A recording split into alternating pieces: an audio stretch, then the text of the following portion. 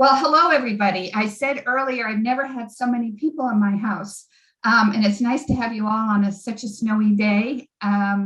We are delighted to give you this presentation to help you research the history of your house.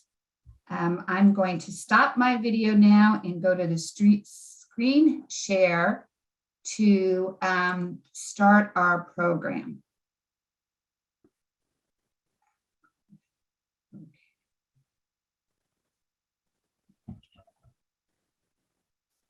Everybody can see the screen? Yes? Okay. We are very fortunate in New Rochelle because we have such a long history, having been founded in 1688 is the year that we always use for our founding. The deed was actually signed in 1689. But because we have this long history, we also have a great variety of housing stock, different styles and different ages. The pictures you see here are our oldest homes in New Rochelle. The one in the top left, the Rodman Lispenard Davenport house, actually has been dated to 1697. It's on the National Register of Historic Places. We see some other houses, some you pass every day on North Avenue, that were built in the 1700s, and they have been altered over the years, but their core was early, either 1600s or 1700s. There was a huge influx of development beginning in the late 1800s until the Depression. So as a result, we have a great number of homes that reflect this period of time, which is often referred to as Victorian. More accurately, it would be Queen Anne style or shingle style. And the houses you see here represent those styles. And these were all constructed late 1800s, early 1900s, as were the houses pictured here. Often the telltale sign is the beautiful porch in the front. Those days of sitting out with your lemonade on the porch, we see reflected in many of our older residential neighborhoods, which I'm going to speak a little bit more about. And then going into the 20th century, we see a great deal of colonial revival. I have to tell you that the pictures I've chosen, I had at my fingertips because these are the homes of some well-known individuals. The one in the top left, I can't resist, was the childhood home of Don McLean, bye-bye Miss American Pie. And Lou Gehrig's house was in the bottom left. And Francis Douglas Patterson, who was the founder of the United Negro College Fund's home, is on the right. And then we have just an extraordinary array of what was called revival style. And this would be medieval revival or Tudor revival, Spanish Mediterranean revival, as you see at the top, colonial revival, Dutch revival. This was the early part of the 1900s until the Depression. And that's when New Rochelle saw its greatest boom in population. Between 1900 and 1930, the population quadrupled from 10,000 to 54,000. So there was an extraordinary amount of construction being done in those times. And our homes today still reflect those styles that were popular in the day. The Tudors, by the way, were referred to as stockbrokers' Tudors because in the teens and early 20s, so many individuals were making a lot of money on the stock market and were able to buy their homes in the Westchester suburbs that had sprung up with the Tudor style look. And then post-World War II, from the Depression through World War II, there was not a great deal of development, so not a whole lot of houses built during that period of time. In New Rochelle, what happened was the northern part of the community had been deforested and farmed for so many years that it had laid without development, even though the same syndicates that had bought up estates and farms in the south part of the community had purchased land, they didn't have the funding to develop it until after World War II, when it was all set for very, very rapid construction of homes to accommodate the great numbers of GIs returning and able to get funding with the GI Bill. Just to share some of the homes with you here, on the right is a home on Bonnie Meadow. It was the home of Carl Reiner. He lived there with getting his inspiration for the Dick Van Dyke Show. Andrea Mitchell, the journalist and anchorwoman, grew up in this house on the bottom left. And the one on the top was actually Stephen Sondheim's grandparents' house on Elm Street. Yes, I just can't help myself telling you about these people. So today we're going to do an actual house history. And I chose a house that's on the market to protect the privacy of individuals. And I have to be honest, I chose a house that has some rewards along the way. Now, here's the caveats. On your own mission of doing your house history, you might come up against a lot of roadblocks. You might not find a whole lot of information. I encourage you to enjoy the process and enjoy discovering the history of your community along the way. You might not find out anything terribly remarkable about your house, but in doing the process, you'll get to know New Rochelle better. You'll get to know your neighborhood better. And if you do find out some juicy tidbits along the way, great.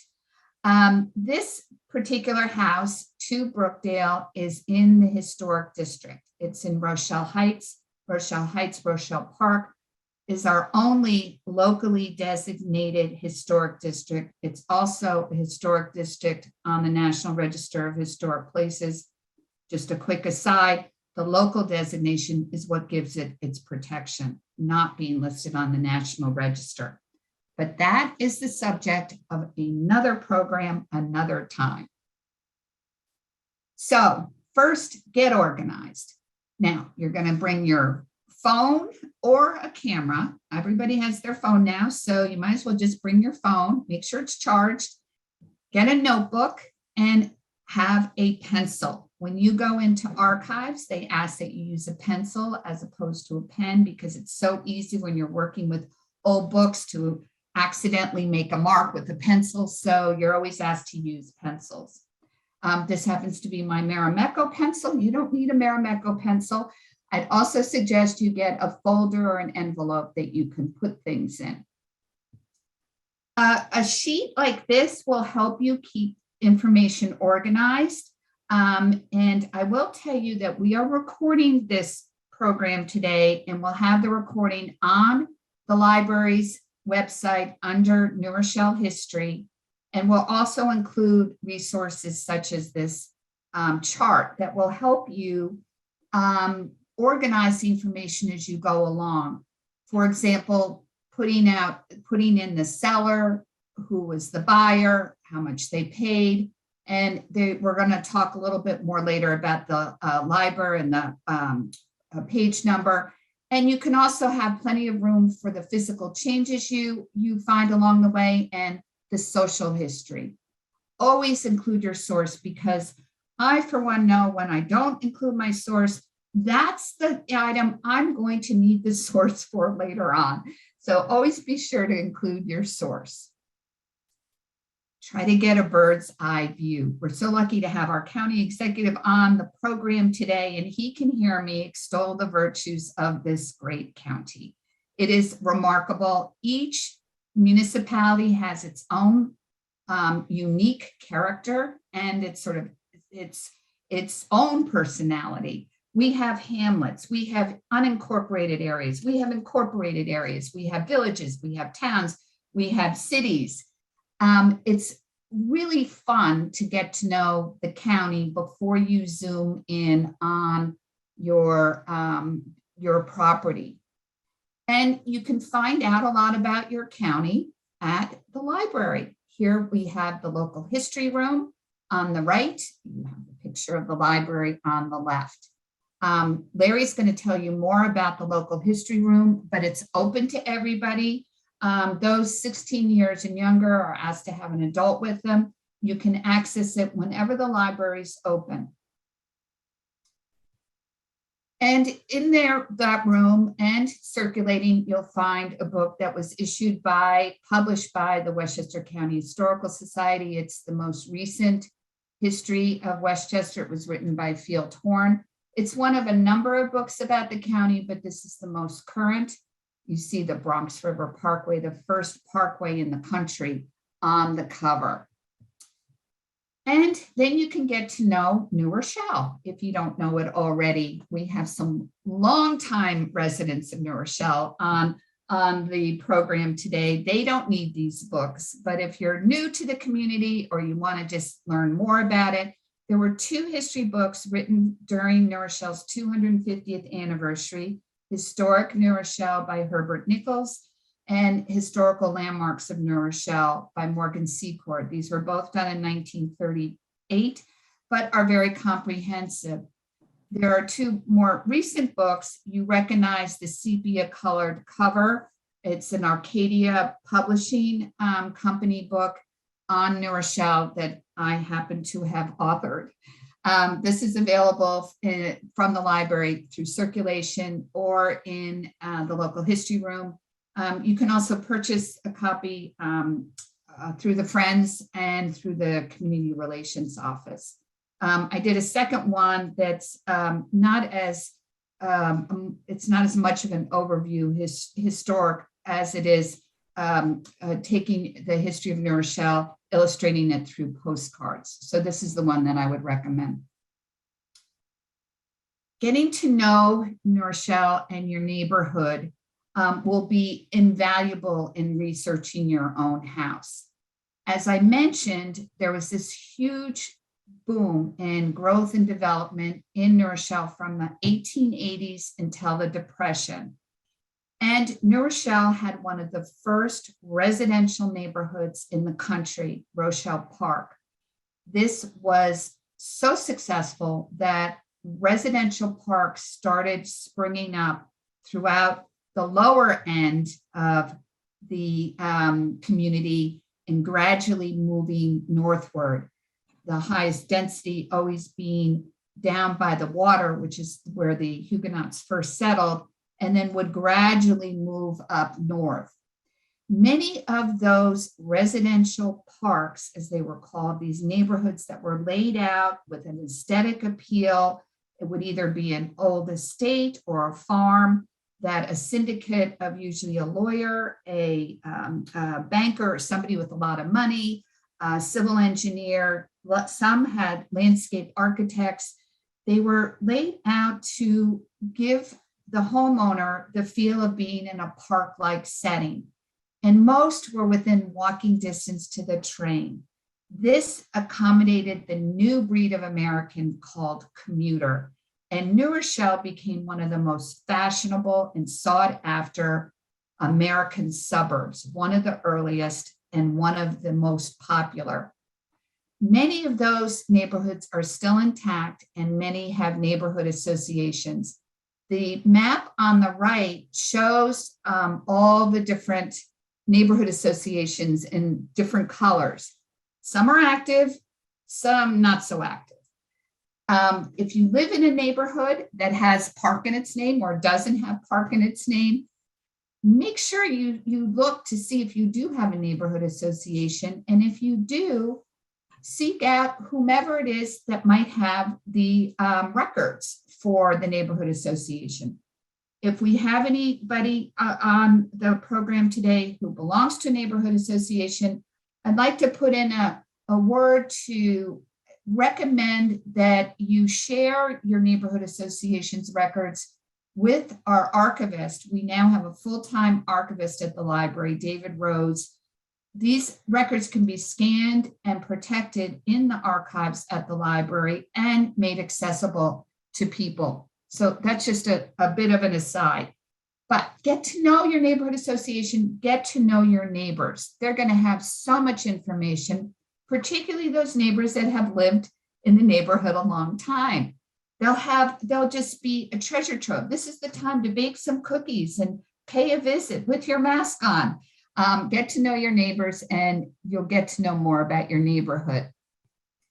Here's some pictures of some of those residential parks that I was talking about.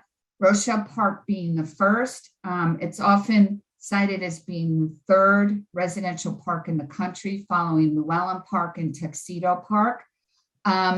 Others would follow, including Halcyon Park, Sutton Manor, Beachmont, Home Park, Homestead Park, Neptune Park, Bon Air Park, just two blocks, Forest Heights, Payne Heights. These were all planned neighborhoods as residential parks. And as a result, these neighborhoods have a great deal of history, as do the homes that they contain. Now, normally we would start a house history by doing a deed search. Today, we're going to start locally because the New Rochelle Public Library has been so kind to host this presentation, and the library has amazing resources. Since I've joined the Westchester County Historical Society team, I've got to know communities all around the county. And I must say, our library has done just a phenomenal job with securing local history materials and maintaining them. And this is certainly true by having a local history librarian such as Larry and a full-time archivist such as David Rose. So when you're starting your house history in New Rochelle, you're going to find your first records in City Hall, and you can also find them online.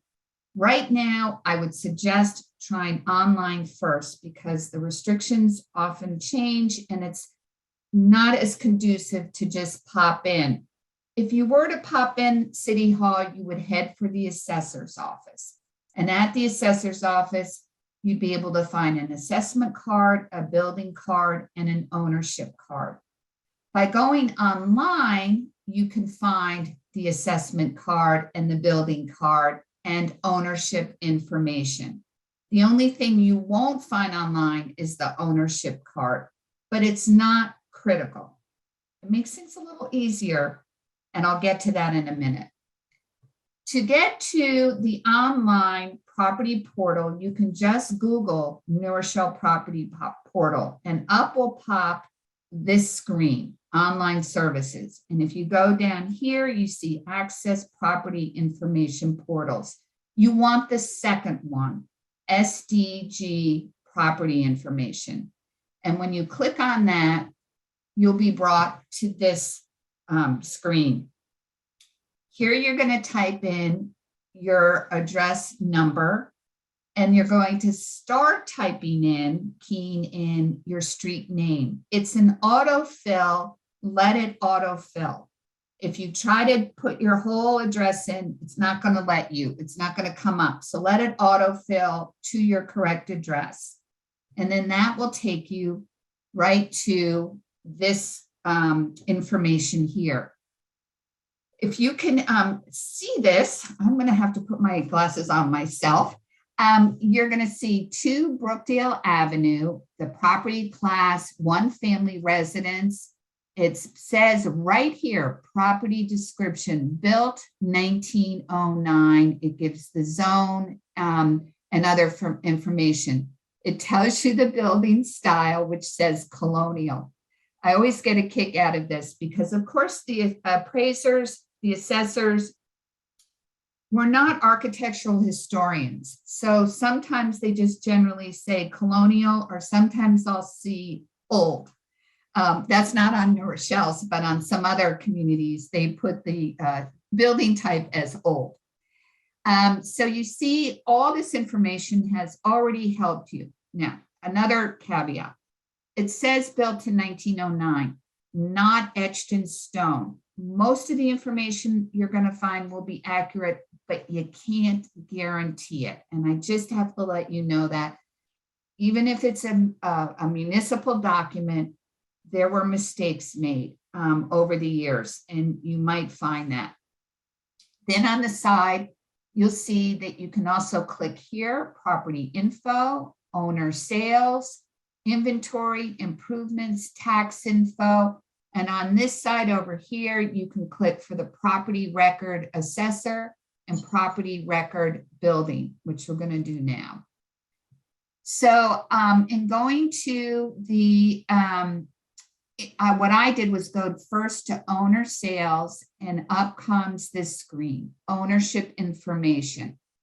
And that gives me the name of the person who owns the property right now, Vanta Holdings Corp. Here's the address. It also gives me the prior owner's name, McLean Dorothy. Very important to put in your notebook, as well as the deed book and the deed page.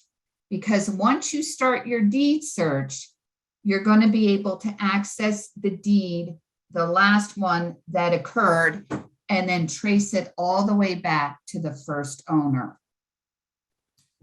Then I hit on the property record card assessor. And this information shows me the layout of the house, and it will also tell me if there were additions done.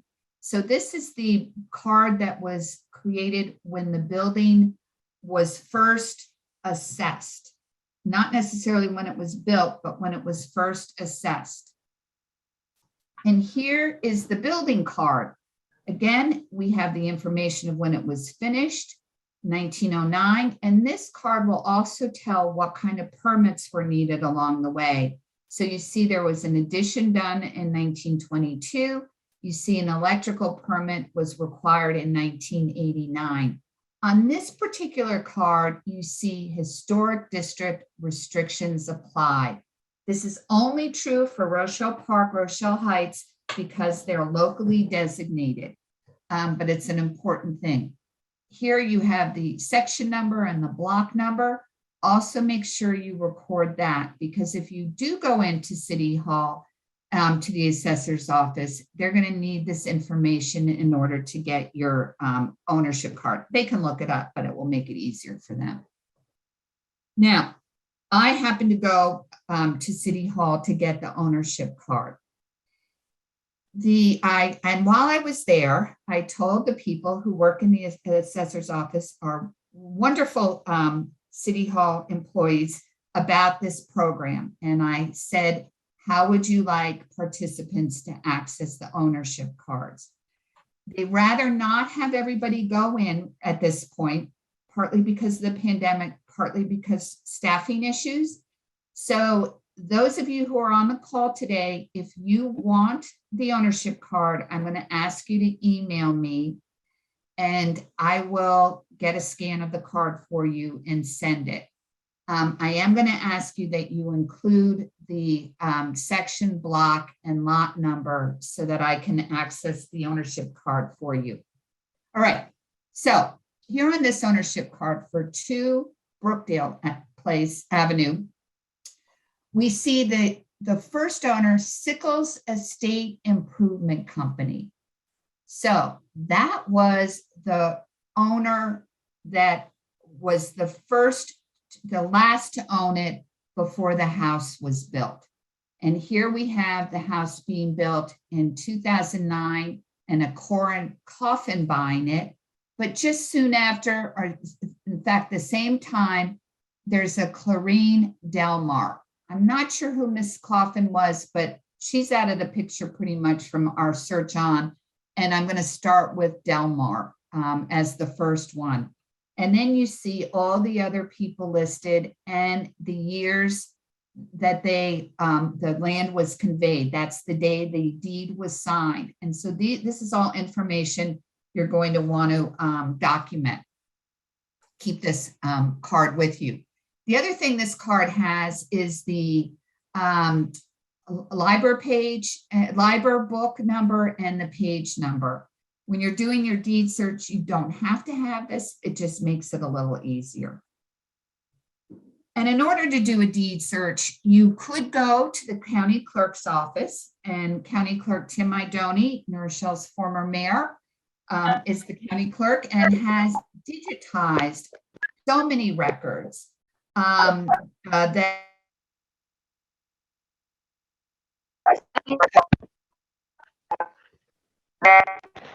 okay, so you can now do your deed search.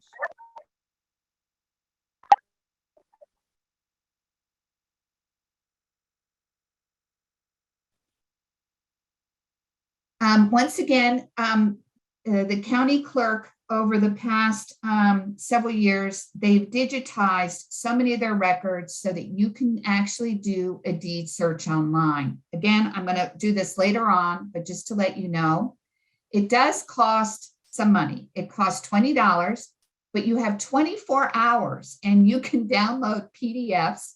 So get a bunch of friends who are searching their house too, and all chip in with the $20 and it'll be well worth your money. Or let me just get over to, or you can come to the County Record Center, which is at 2199 Sawmill River Road. This is where the County Archives is located and the Westchester County Historical Society. I always call it one-stop shopping. The County Archives and the County Record Center have the records for the county government. It's an amazing facility, state of the art. This was conceived of and implemented by County Executive Spano, Andy Spano, and it's really quite an amazing feat because all of the records are now cataloged and they're gradually all being digitized.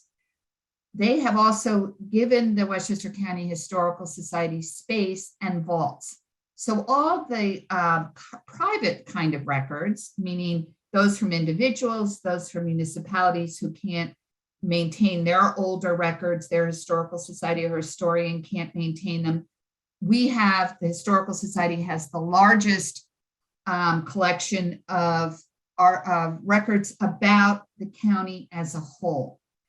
And there's a reading room that you can go to. Right now, it's just Wednesdays. It used to be Tuesdays and Wednesdays, but with the pandemic restrictions, we're just open Wednesdays by appointment. While you're here, you can do a deed search for free. So if you want to save that $20, but pay the gas money to get to the record center, you can also visit me because this is where my office is. And when it's a Wednesday and the reading room is open, we welcome visitors. Once again, we're going to start at the library. That's what today's program is all about. And the EL Doctoral Room on the second floor welcomes everyone. As Larry will explain, you're going to stop at the second floor desk first.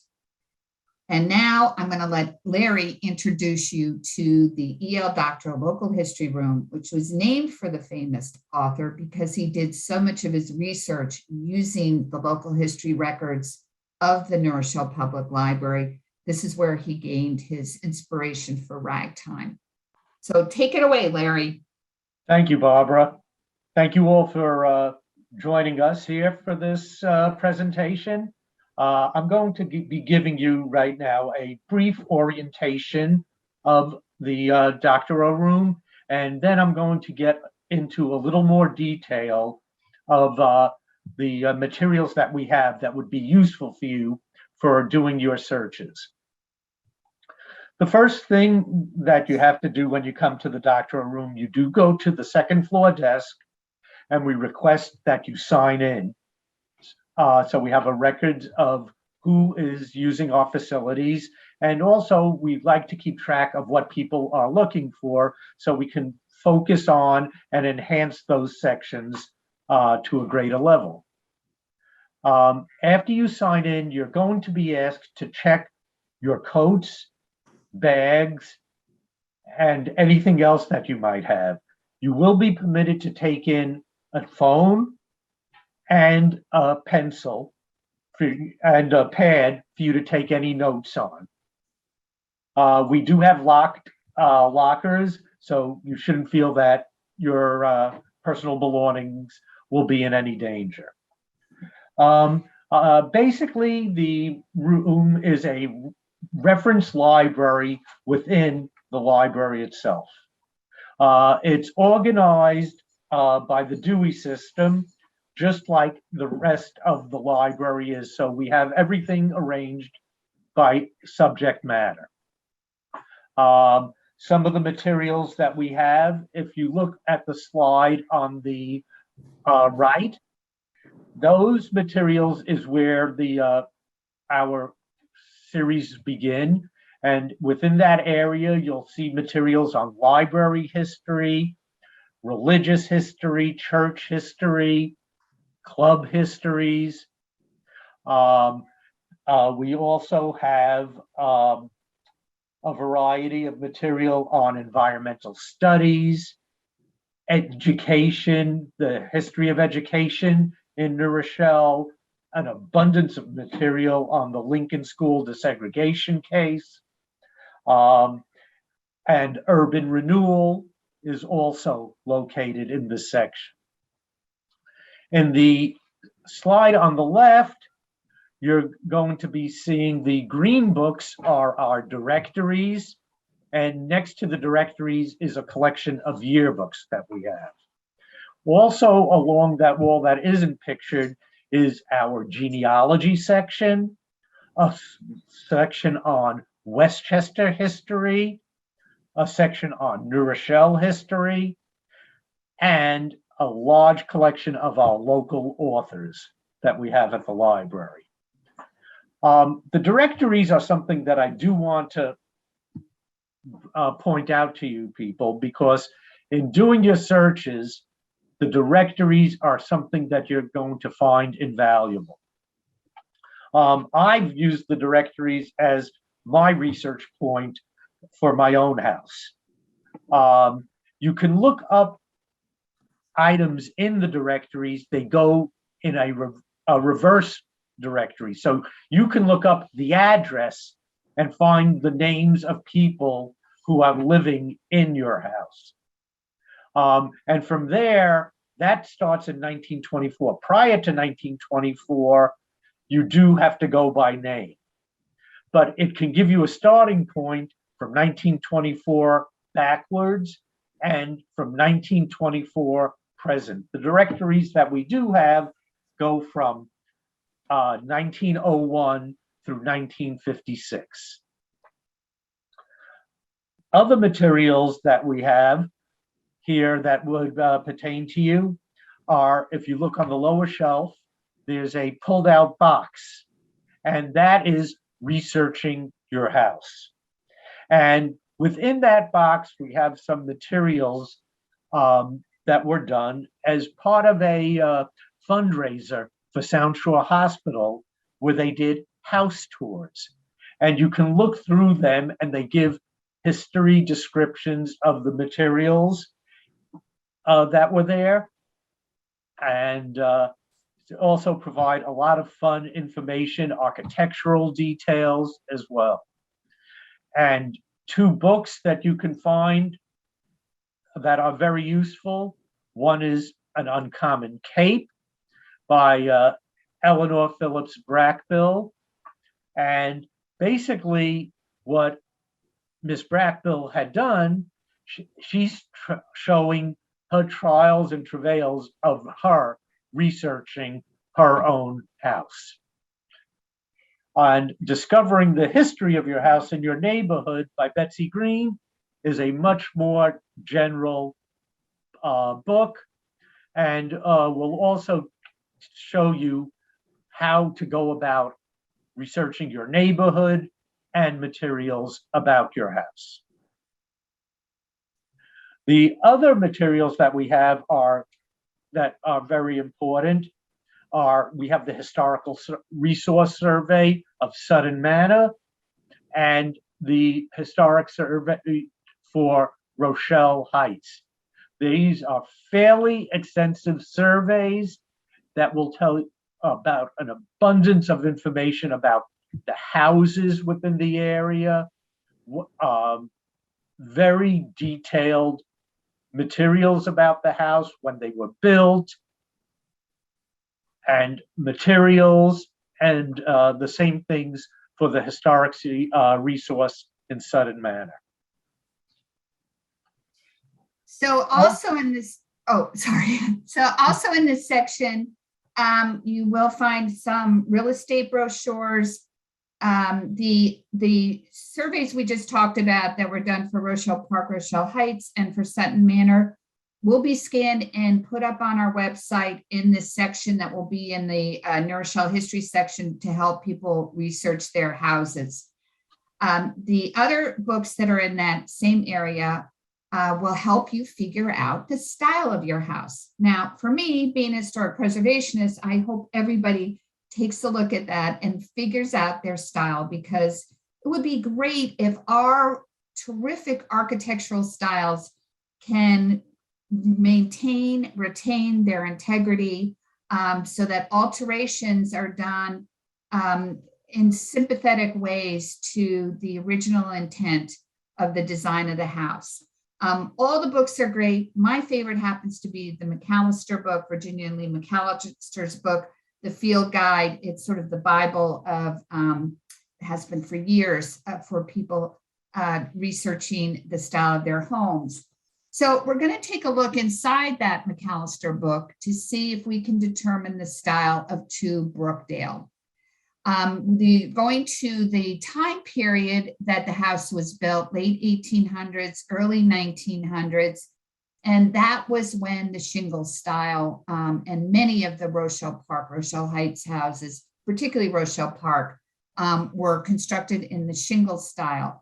And in looking at the details, Brookdale House has the porch, it has dormers, and they determine the kinds of roof. It clearly has this style of roof, gambrel. So I'm going now to that page where it shows the shingle style houses with gambrel roofs.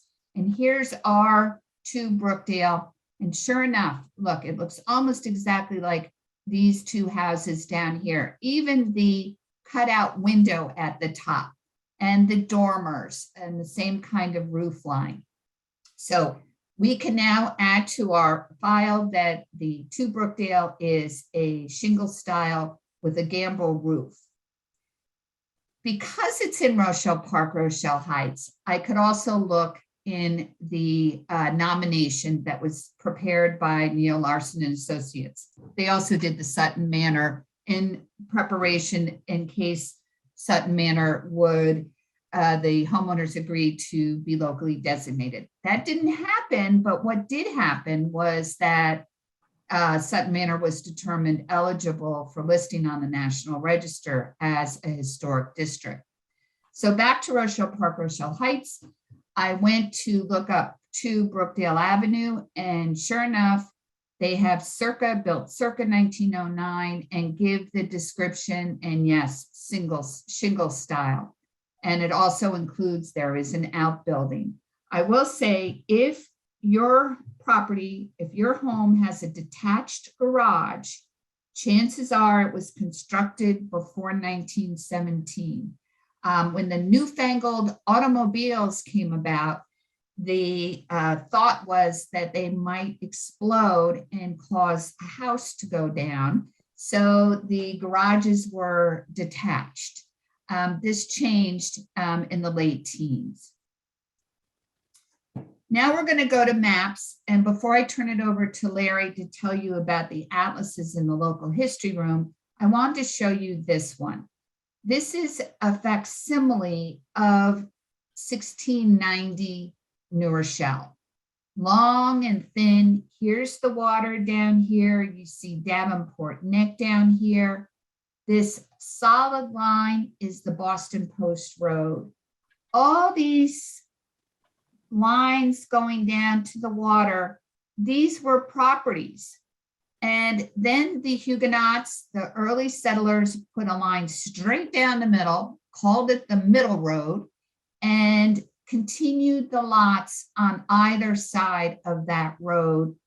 They did the long, thin lots going down to the water to give as many settlers as possible water frontage, and then delineated the land according to topography for farming as it went up. Here you see this little squiggle of a thing. Those are the Twin Lakes in front of the high school. So if you were to look at this map, and we have this laminated in the map drawer in the local history room, you can figure out who lived on your property back in the late 1600s. It's quite accurate. You just have to sort of figure out the landmarks like the Twin Lakes, like the Boston Post Road, to determine where your property is in conjunction with this map. When we zoom in on the map, according to my calculations, here's Eastchester Road.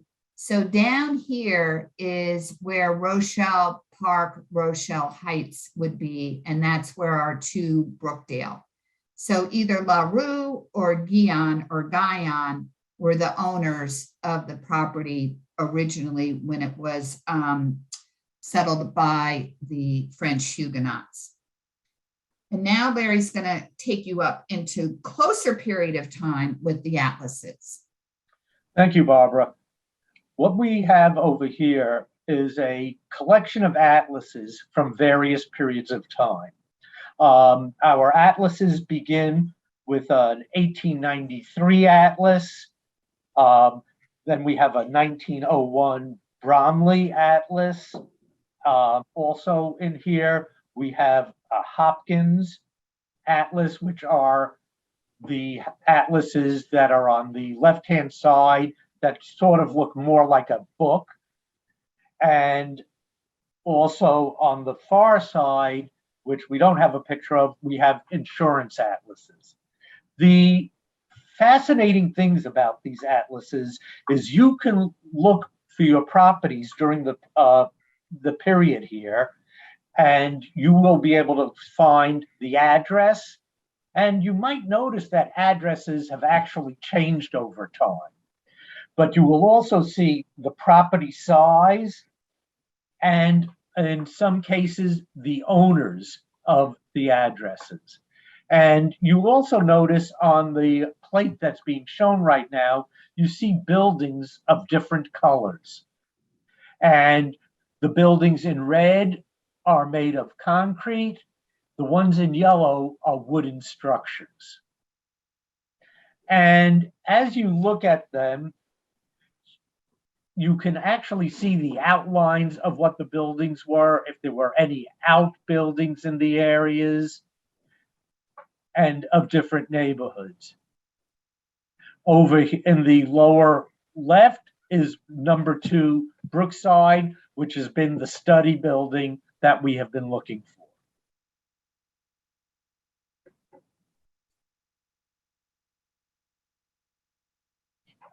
Here we have a page from the 1930 Hopkins Atlas of the same area. And here is the building. And what I like about the Hopkins is the illustrations are much larger than some of the other atlases. So you get a much better sense of what the property is. And also with the Hopkins, that is quite fascinating.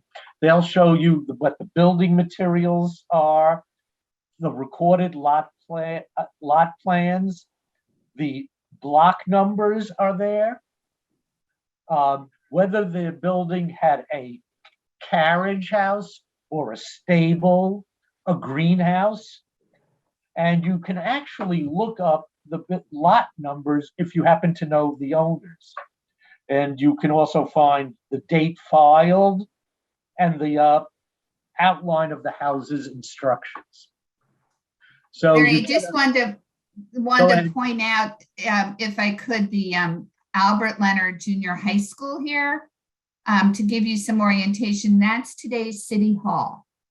City Hall was actually the first dedicated high school building in 1907, then extended and would later become Albert Leonard Junior High School. You'll also see across these maps things like Holler's Place is now was the term for the development. And if we go back to see the larger view, you'll see Beechmont Knolls was the name of the development. You have Sunset View Park. That's another residential park. Halcyon Park listed. Here's where it was still Iona Prep before it became Iona College. And Beechmont for the neighborhood. So this is the way you can also determine what your neighborhood was called during that period of time. Now, who are the people that lived in my house? Larry started touching upon this with the directories. But again, if you have your ownership card, this will help you get a handle either through the deed search, but even more so through those directories, because the directories do have such a great amount of information. And here are the directories in the local history room. Guess what? They're now also available online, and we'll get to that. But let me show you first what you can find. So here's our ownership card in the bottom. And I happen to pick out, even though I know that the Delmars were living in the house in 1909, they were there till 1922. So I picked the directory for 1916, and I look up Delmar Jewel is the name of the husband, and it says booking agent, home to Brookdale Avenue, RH, or Rochelle Heights. Here it is enlarged, same thing. But if you just take a quick look at this, all the information you can gain from these directories. Sometimes the children are listed. They all have the occupation of the man of the house. And if the woman is working or is single, they will have her occupation as well. There was a period of time that these directories, sad to say, would sometimes have parentheses COL or actually say colored. People of color were listed in the directory or identified as such in the directory. The other information you can find is, for example, with this one, DeLachow, Ada, widow, Fabian. So that's the widow of Fabian. If you were to be going through these directories year by year, and she wasn't a widow, but then all of a sudden is a widow, you might be able to determine the year the husband died and then be able to find an obituary. Then we went on to 1926, and the next person on the card, there's just another man that was there a short period of time in Cahill. And here we have to Brookdale, Marcia Cahill, and then we have Patrick Cahill and wife Sarah. He was an importer. Probably Marcia was the daughter or a mother-in-law. And here's the whole page here. This was accessed at the library.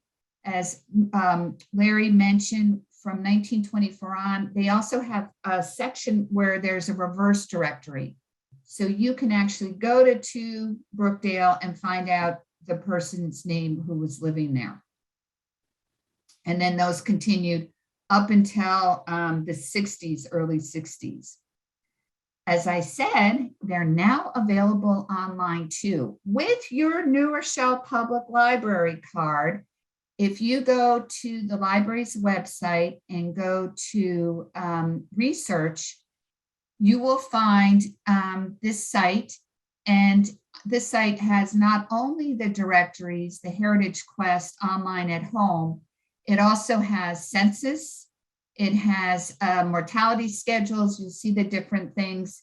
It's similar to other genealogical sites. Some of you might know Ancestry.com. The library system used to have a subscription, but it was only available for use in the library, and it didn't get enough use, so they dropped the subscription. The New Rochelle Public Library, thanks to the Friends and I think now other funders, have purchased this subscription. So with your New Rochelle Public Library card, when you go on, you're going to be asked for your barcode. You will have access to this great resource for searching, and that includes the city directories. And you can really have fun with this. So here I went online to access the next owner, who was Harrison Johnson, and I was able to screenshot the 1930 directory. Turns out that Mr. Johnson was in Reed Furniture in New York. And then I continued on, knowing that they were still living in the house. I looked up 1947, and we find that Mr. Harrison is now a salesman with W.M. Klein, Inc. And I continued 1952, even though they weren't living in the house, I looked up their name to see if they moved someplace else, and it doesn't give their address, but it gives another piece of information about Mr. Harrison, and that's that he was part of the Norman Crosby Spanish War Veterans organization. That's just a little aside. But back to our trail, going down the ownership card, the next was Frederick Kopf. Turns out he was an engineer.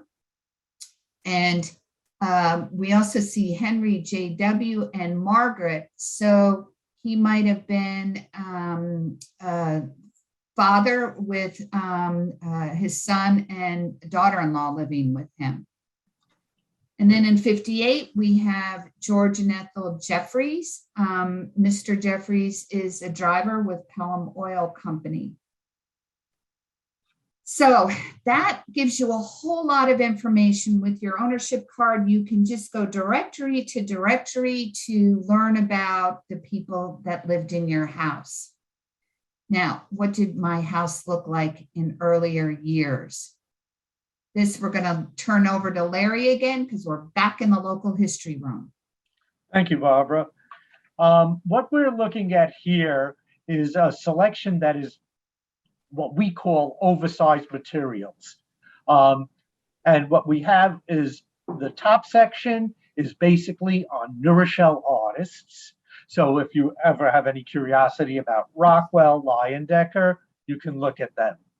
If you go down lower towards the bottom, you're actually going to find materials that would be useful for you. One of them is New Rochelle in Pictures, and the other is New Rochelle City Beautiful. In these books, you'll be able to look through various properties, and they give you the names of the people who had lived in them. Not necessarily the addresses in New Rochelle Beautiful, but you will be able to see who lived in and what street they actually were. You won't get the number, but you will see the houses within them. And in the New Rochelle in Pictures, the residents of the home that we're talking about, the residents, well, shows of Jewel Delmar, and it shows it in Rochelle Heights, but no address.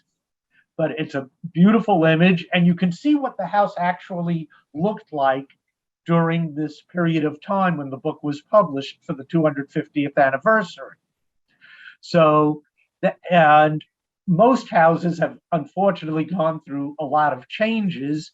Here you can see what the house looked like and if any changes occurred. So if you felt like you wanted to bring your house back to a certain level, you could see how houses of possibly similar styles were done, and you can incorporate that into your own houses as well. These books also that we're showing here are in the black binders are photographs of New Rochelle.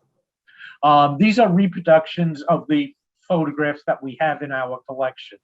Currently, the New Rochelle Public Library has a collection of well over 10,000 photographs and 1,000 postcards. Within here, we have a sampling of the materials that we have, and they're divided up into various segments, be it streets, residential, downtown, parades, and you can look through these things and you will be able to see what the areas actually looked like at a given time. Currently, we also have, if you went to our New Rochelle history page, as you scroll down the page, you'll see online collections.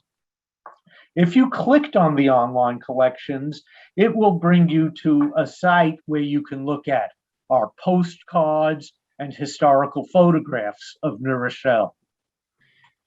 Here you see the landing page of the site, and if you wanted to search something, you could look it up. Now, we have approximately, as you will see, this says 2,200. We have over 2,500 online right now. We are adding collections on a daily basis.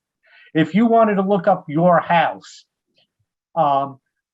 we might not have a specific number, but you could type in the street that you were looking for. So it could be Brookdale, Center Avenue, Main Street, whatever. And you could type those in and you could see all of the images, and you actually might find an image of your house within there, as well as you would see the changing neighborhood and scope of New Rochelle as well. Here's an example. If you were searching postcards, you could type in Rochelle Heights Park, or a street name, and you would be able to go through the postcards also. And the postcards are from a much earlier period than our photographs are. So if you happen to be able to see your buildings in there, we have some great postcards of certain neighborhoods that you can go and look at. One thing I wanted to just mention real quickly, the photograph collection has been donated to the library over the years. Dominic Brazis, who was a police officer, native New Rochellian, had a great love for old photographs and collected thousands. And over the years, he donated a large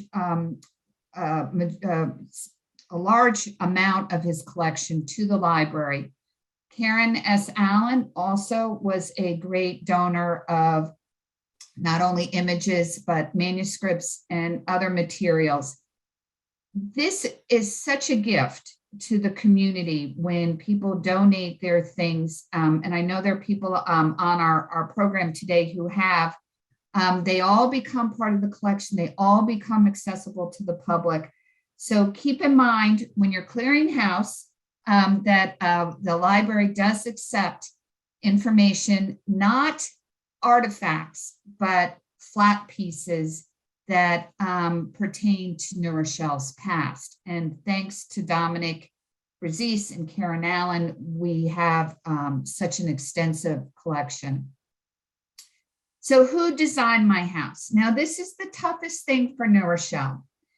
Apparently, there was a fire at some point. I have to say I've never been able to document said fire, but in this fire, the records that the city had kept on builders and architects were destroyed. So unfortunately, we don't have city records on who designed houses in New Rochelle. So it takes a little bit of digging and might not always be fruitful.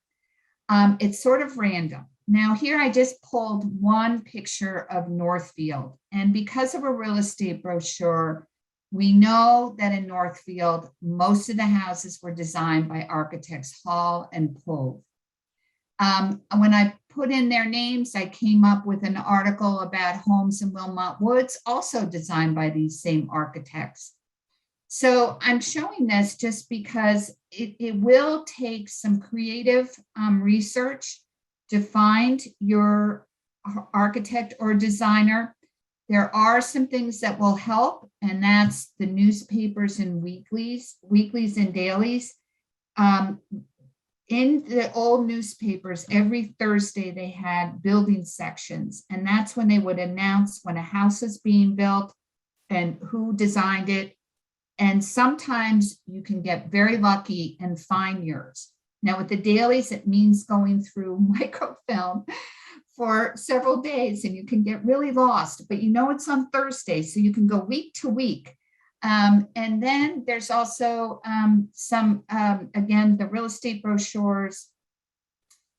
And sometimes there might be an article that's in one of the newspapers that's online. I know I'm covering a whole lot of information, but again, this is being recorded so you can go back.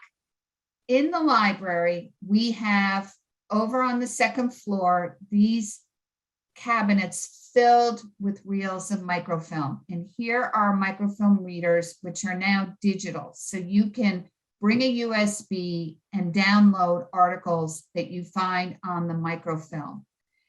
These are the newspapers we have on microfilm. In the early days, there was the Paragraph, the Pioneer, and the Evening Standard. They were weekly papers.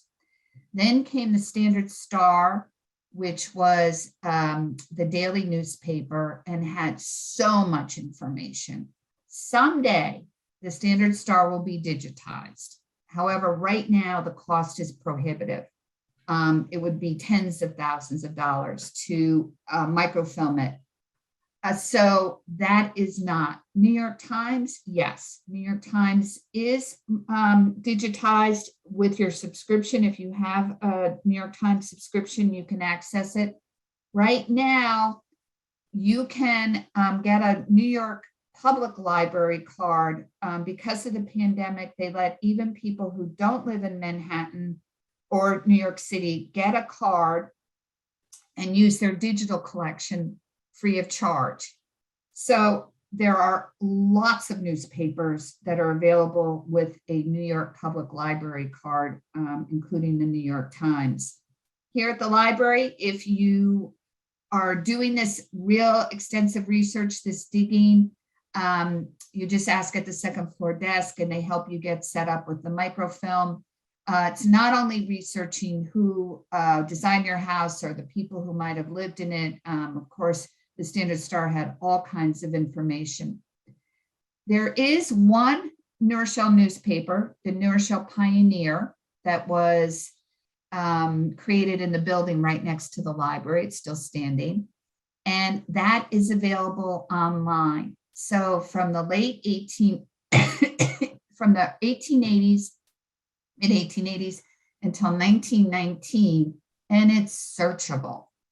So I have the other newspapers, other county newspapers that are digitized on this site as well. But the one we're interested in with today is the New Rochelle Pioneer. It doesn't start in 1860. It was published then, but the digitized copies start a little later.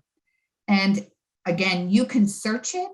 So I went on the Pioneer to search our first real owner, Jewel Delmar, the agent, and up pops all kinds of issues with the highlighted name Jewel Delmar because he was a theatrical agent for vaudevillians. And he also, for the community, put on all kinds of shows to raise money. So he and his wife, who was an active member of the New Rochelle Women's Club, the Women's Club of New Rochelle, and was always bringing her flowers and her gardening skills to her club. She's also in these newspapers. So Jules Delmar was pretty famous kind of guy, and he even was an agent for Buster Keaton, who called him really cheap, made him even pay for a hat. But he also did a lot of good for New Rochelle, so he was in the newspapers quite frequently. I also knew the name right off the bat because he was very involved with a particular incident that happened during World War I in New Rochelle. So you could also Google Jules Delmar and come up with things such as this. I found this Googling his name. Here's Jewel Delmar, General Booking Manager, New York. And I found this lyric program. He was a very, very active with the vaudeville movement. And you can always go to newspapers.com. You can get a free trial period. Make sure you get rid of that subscription before they sign you up for good. You do have to pay after your free subscription's over. And newspapers.com does have a great number of newspapers. The New York State Library also has digitized newspapers. So it's becoming more and more frequent to be able to find newspapers online. And for researchers such as me, especially if there's searchable, it's a godsend. Now, over the years, the New Rochelle public librarians have been clipping articles from the local and regional newspapers. They were wonderful. So these file drawers on the second floor are beautifully organized by librarian Susan Braunstein. And there is a whole section on biography where you find last names in alphabetical order, and then all different kinds of subject matters. And there's an index that can help you, because a lot of it times it's cross-reference. But in these two banks of file drawers, there are folders and folders and folders of information about New Rochelle, particularly when we had a daily newspaper. They clipped, and these are all been, most of them have been Xeroxed on acid-free paper and are available for research after you check in with the second floor desk. The other day, I went through the files to see if I could find some of our Brookdale Avenue owners. And yes, here's a whole article, 1915, probably about Jewel Delmar. And we even get to see what he looked like. So that's another source. Now, I'm going to go through this really quickly. Bear with me, folks. It's a whole nother thing, but I'm going to go quickly, and you can always go back and go through more carefully the deed searches, land records, and more. Once again, county clerk's office, you can walk in and get help doing this. Or once again, you can come to the county record center and get help doing this for free. Or you can go online and try this, a great family activity. Again, it costs $20 for 24 hours, and you'll go here, get to this site, you sign up, and you'll get a user ID and a password. With the last name that we found, the last owner, the current owner, Vanta Holding, I went to land records, typed in Vanta Holding, city or town, New Rochelle, and said I wanted conveyance papers, and up came this listing. It's the deed of Vanta Holdings Company from the McLeans that we already saw were the last owners. And here comes the deed. With this deed, we see that Alan McLean and his wife Dorothy sold to Vanta Holdings. So now I have the name. I didn't have it. We did have McLean. Now I'm going to put in McLean in the same thing, search, McLean last name, New Rochelle deed, and up it comes. I click this here and get their deed. In this deed, it says who sold to them. It was Raymond Jeffries. Interestingly, the ownership card has misspelled the name, as did the directory. So you have to be careful. And with this, I can now go and search Jeffries' deed. But with Jeffries, they bought it before 1967. And the way you search for properties prior to 1967 is a little different. You need to search by library book and page number. So here, instead of going search by name, I'm going to the index book. I'm putting the year range that he lived there based on what I saw in the deed, the community, and then up came the deed for Jeffries. Up came the library book, and I was able to look up Jeffries, look up the library number and page number, put it in the screen and ask for the deed and then get the deed. And this was between Frederick Kopf, who we saw before on the ownership card, and Mr. Jeffries. And I could continue doing this all the way back to the Delmars, which I did, knowing their year range was between 1908 and 1917, put their name in, the community, and I got to the library page, was able to find the library page, book number and page number, put it into here, and came up with the deed between Delmar and the Sickles Improvement Company. It's not very complicated. It's very, very easy. You might also have the deed in your safe deposit box or your file cabinet, which would make it even easier, or your title search, because then the papers are all right at your fingertip. While I was at the county website, I also looked for Sickles property, and I was able to get this map of Rochelle Heights before it was developed, and the subdivision that was filed with Mr. Van Etten, the civil engineer, whose name is always misspelled in the deeds, the layout of Rochelle Heights subdivision map, which I'm going to make copies of. All the subdivision maps that the county clerk's office has, I will be making copies so that Larry can laminate them and put them in the local history room. So here we're back at the County Record Center, and this is where you can also get the similar help, though we don't have this kind of open search on your own atlas. We bring the information to you while you sit in the reading room. You can do the deed, you can do maps and atlases, subdivision. We have the largest collection of materials about Westchester history. We have vertical files. I'm going to talk about past perfect. And we also have what I call oddities. When people get stuck and can't find a deed or need to find different legal records, they come to the Record Center. We also have a card catalog. I love this card catalog. You can search for any topic in the card catalog, find out what you want, and it gets brought out to you while you use the reading room.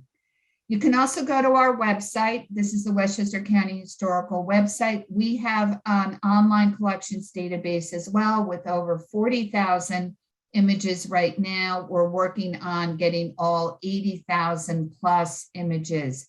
The website, you can just Google Westchester Historical Society. You'll come up with westchesterhistory.com.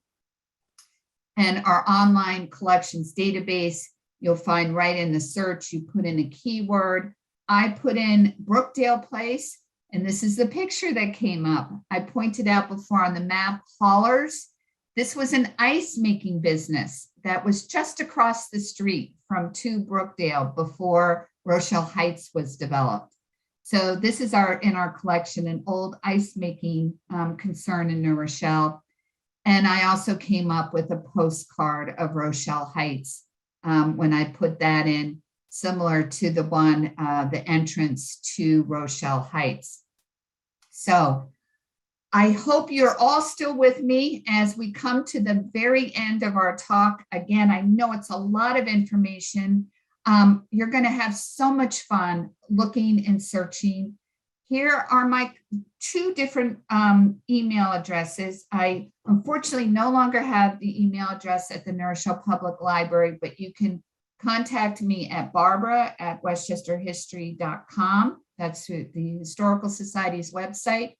Or you can use bdavisnrhistory@gmail.com. If you're going to email me asking for your ownership card, please do include the block and lot number if you can. If you can't, I understand, and give me a little time. Because if everybody's going to be doing that, it's going to take me a little time to gather these up at City Hall, but it will make their lives easier, and we want to help them as much as possible.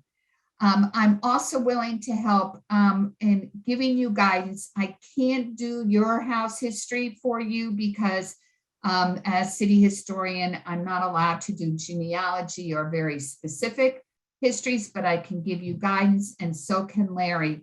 Larry, when you go to the New Rochelle Public Library, if he's on, if he's working that day, he's more than happy to help. Isn't that correct, Larry? Yep, if you come While into you're the in library, the room. And I do encourage you also to take a look on our website at the New Rochelle History page and our archives. David Rose, as I mentioned, is our full-time archivist, which is such a wonderful thing that we have at the library, and hats off to the New Rochelle Public Library.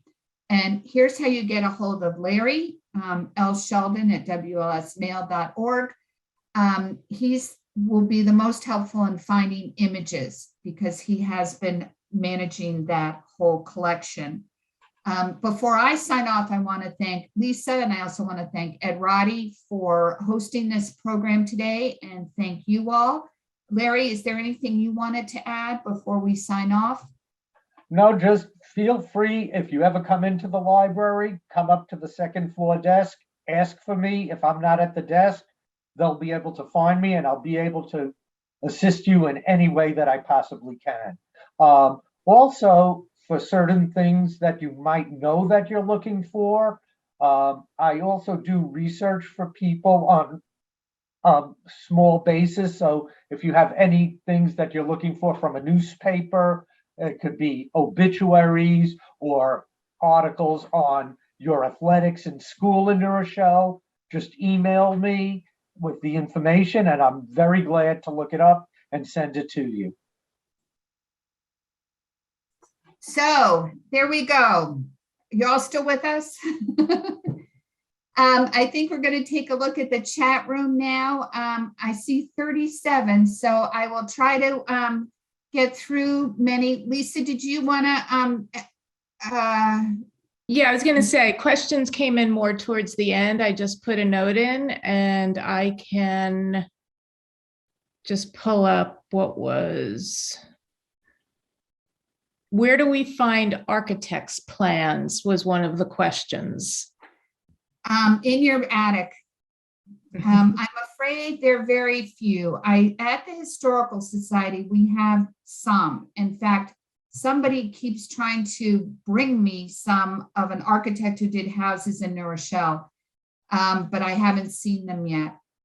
Those are the things that are usually left in somebody's house. If you know the architect and it's somebody prominent, you could try the Avery Library at Columbia University. They have the most extensive archive of architectural records. There's also a really good website, Urban Modernist, which has the largest collection of archived magazines of architects. And even though they're more focused on mid-century, they do have American Architect and Architectural Review going back to the early 1900s, and it's searchable. So I think it's Urbanist, Modern Urbanist. We'll make sure to include that in our information that we get up online.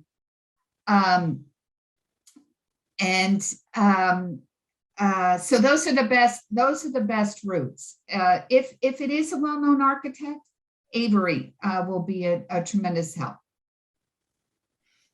Okay, another question. This is really for Larry, and I should know the answer, but is the second floor history section open during library hours? But Larry, if you are not there, access to the local history room can be done with another librarian? Access to the local history room is during all open hours for the library. So whenever we're open, you can have access to the room. Any of the librarians can try to assist you in what you're looking for. And if they're not able to, leave a request of information that you're looking for, and I would be glad to get in contact with you. What we have put together that can assist you in your research is a folder of research guides on a wide variety of subjects. And in looking through them, they'll give you basic things that you can look at be it books or articles that we have in the clippings file, and assorted different materials. So sometimes just by accessing that can help you find the information you're looking for. Great, thank you. We have a question, and I think I know the answer, but I'm going to defer. If we are members of another Westchester library, can we access the New Rochelle Library databases by coming into the library building? Absolutely. Some of the databases are available to anybody in Westchester County. For instance, our online collections do not require you to be a member of Westchester County or even a library card holder anywhere. They're available online for the world to look at. And the way our online collections are set up, you can even do a basic Google search of something, and it's quite possible that you would be directed to some of the items that we actually have in our collections. But those that are restricted to New Rochelle Library card holders, they are available on the computers within the library. Okay, and go finish, Barbara. I see some, yes, this will be recorded. This was recorded and it will be online. Lisa Burton, if you're still online, I do have that information for you. So just remind me by emailing me. I'll try to remember to send it to you. Lisa asked if we had information on the houses that were torn down for the construction of Memorial Highway. And that was actually in a newspaper article from the Standard Star. So I do have that information for you, and I'll be sure to send it on. Do you have information about restrictive covenants? Bonnie Crest did have a covenant, but I know there was some kind of lawsuit about it and no longer applies. I don't have that information at my fingertips. That would probably be your neighborhood association would have the best information on it. I can ask at the record center, but I don't think that the covenants are part of the land records that the county maintains. There are covenants still connected to Rochelle Park, Rochelle Heights. I do want to mention Bonnie Crest. Speaking of Bonnie Crest, there was a reconnaissance level survey done of all of New Rochelle 2 years ago, funded by FEMA. And there are now over 1,000 properties in New Rochelle that are eligible for listing on the National Register. And that includes a number of neighborhoods. There are no restrictions when it's eligible unless state or federal funds are being used for a project that might impact the property or the district that's either eligible or listed on the National Register. But even Waikagill Terrace and Elizabeth Road, Reddington's, is eligible for listing on the National Register as a historic district. So is Bonnie Crest. So is Payne and Forest Heights. So is the Mount Tom district.